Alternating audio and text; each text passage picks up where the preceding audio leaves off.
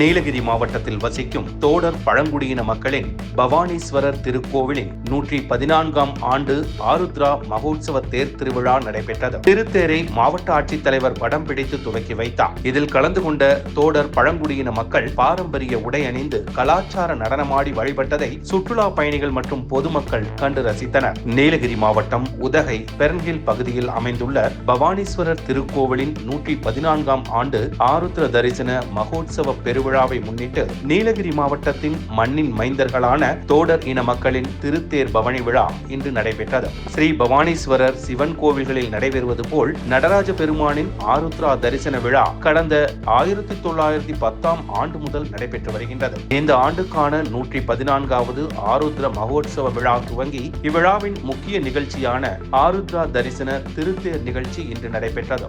பவானீஸ்வரர் கோவிலில் இருந்து துவங்கிய தேர் பவனியை மாவட்ட ஆட்சித்தலைவர் லட்சுமி பவ்யா தண்ணீரு வடம் பிடித்து துவக்கி வைத்து சுவாமி தரிசனம் மேற்கொண்டார். திருத்தேருக்கு முன்பு நீலகிரி மாவட்ட பழங்குடியின மக்களான தோடர் இன மக்கள் தங்கள் பாரம்பரிய நடனமாடி தேரை இழுத்து வந்தனர். தேர் ஊர்வலம் உதகை மத்திய பேருந்து நிலையம், மெயின் பஜார், மாரியம்மன் கோவில், கமர்சியல் சாலை, வேணுகோபால சுவாமி கோவில், சுப்பிரமணிய சுவாமி கோவில், லோயர் பஜார், மீண்டும் மத்திய பஸ் நிலையம் வழியாக பவானீஸ்வரர் கோவிலை சென்றடையும். உதகை மாரியம்மன் கோவில் பகுதியில் மண்ணின் மைந்தர்கள் என்று அழைக்கப்படும் தோடர் இன மக்கள் தங்களது கலாச்சார உடை அணிந்து பாரம்பரியம் நடனமாடியது சுற்றுலா பயணிகள் மற்றும் பொதுமக்கள் அதனை உற்சாகமாக கண்டு ரசித்தனர். இந்த தேர் திருவிழாவில் ஏராளமான பக்தர்கள் கலந்து கொண்டு வழிபட்டனர்.